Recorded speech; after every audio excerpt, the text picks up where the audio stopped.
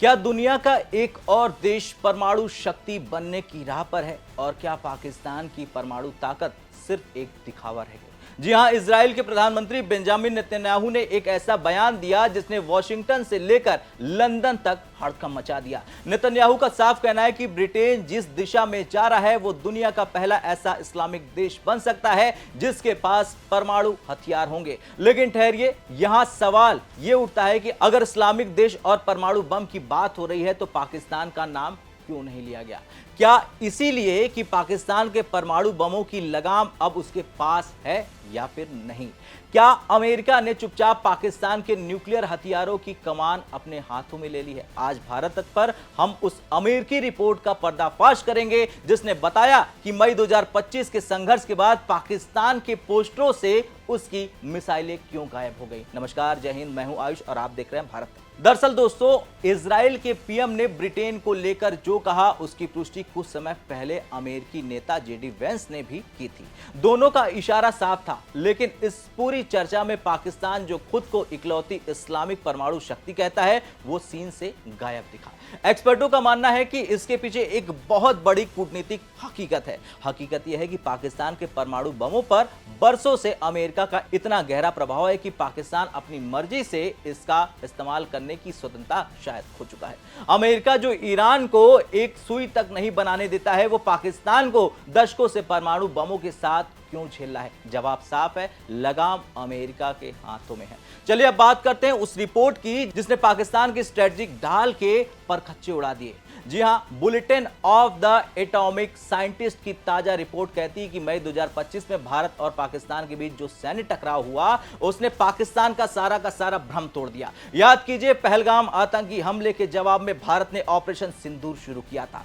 भारत ने न सिर्फ पीओजे बल्कि पाकिस्तान के अंदर घुसकर आतंकी ठिकानों को तबाह किया। उस वक्त पाकिस्तान ने परमाणु धमकी देने की कोशिश तो की, लेकिन भारत अपनी शर्तों पर आगे बढ़ता रहा।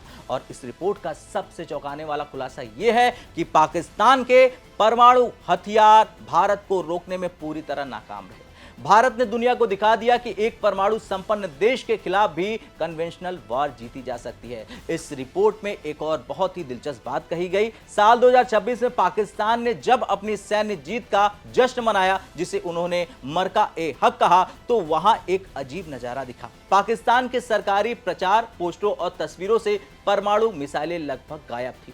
आमतौर पर पाकिस्तान हर मौके पर अपनी शाहीन और गजनवी मिसाइलों की नुमाइश करता है पूरी दुनिया के सामने, लेकिन अब वहां जोर सिर्फ पारंपरिक सेना पर है। क्यों? क्योंकि रिपोर्ट कहती है कि पाकिस्तान को समझ में आ गया है कि परमाणु हथियार सिर्फ शो पीस बनकर रह गए हैं। अगर भारत जैसा देश सीमा पार करके हमला कर दे तो ये परमाणु बम किसी काम के नहीं है। इसलिए अब पाकिस्तान की आर्मी रॉकेट फोर्स कमांड पर वो पैसा बहा रहा है, क्योंकि उसके न्यूक्लियर डिटरेंस की हवा अब ताश के पत्तों की तरह ढह चुकी है, निकल चुकी है। लेकिन सबसे बड़ा खतरा अब शुरू होता है। पाकिस्तान की अंदरूनी हालात किसी से छिपे नहीं हैं। बलूचिस्तान जल रहा है, पीओजे में विद्रोह है और खैबर पख्तूनख्वा में तो आपको पता ही है, सुरक्षा के नाम पर कुछ नहीं बचा है। रिपोर्ट में यहां तक दावा किया जा रहा है कि अपनी अर्थव्यवस्था को बचाने के लिए पाकिस्तान को भविष्य में अपने परमाणु हथियार अमेरिका के पास गिरवी रखने पड़ सकते हैं।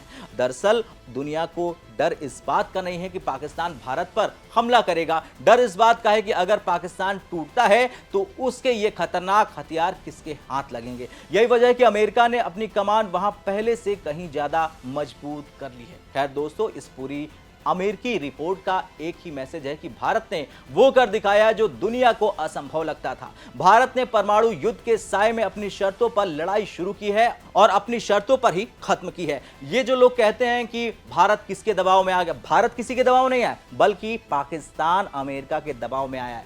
आज दुनिया भारत की इस रणनीति की जमकर तारीफ कर रही, जबकि पाकिस्तान इस असमंजस में है, कंफ्यूजन में है कि उसके करोड़ों रुपए के परमाणु बम उसे सुरक्षा भी दे रहे हैं या नहीं। रूस के साथ भारत की बढ़ती रेल कनेक्टिविटी और मध्य एशिया में भारत का बढ़ता प्रभाव ये बताता है कि आने वाला समय भारत का ही है, पाकिस्तान और किसी तीसरे देश का नहीं। लेकिन सवाल वही है, क्या पाकिस्तान के परमाणु हथियार वाकई सुरक्षित हाथों में है या फिर उनका रिमोट कंट्रोल पहले ही वॉशिंगटन शिफ्ट हो चुका है? अब आपकी इस पर क्या राय है? क्या आपको लगता है कि पाकिस्तान के परमाणु बम अब सिर्फ एक नाम के रह गए हैं? हाँ या ना में कमेंट कर अपनी राय जरूर लिखें।